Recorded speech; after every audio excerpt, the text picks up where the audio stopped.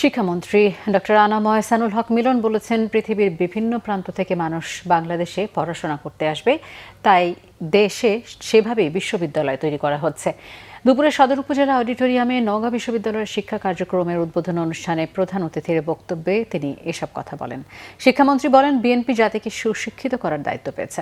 Troll বা অপবাদ দিয়ে লাভ নেই। এই সরকারকে দায়িত্ব থেকে বিচ্যুত করা যাবে না। বর্তমান সরকার কোনো অন্যায়কে প্রশ্রয় না দিয়ে শিক্ষার মান উন্নয়ন করে যাবে বলেও জানান তিনি।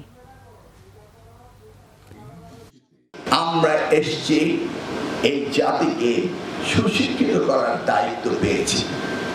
যে যত ট্রলই করেন না কেন, যে যত অপবাদই করেন না কেন, আমাদের সঠিক দায়িত্ব থেকে আপনারা বিচ্যুত করতে পারবেন না। আপনারা আপনাদের অবস্থানে কঠিন থাকুন, লেখাপড়া আমাদের করতেই হবে এবং তার মান উন্নয়ন আমাদের করতেই হবে।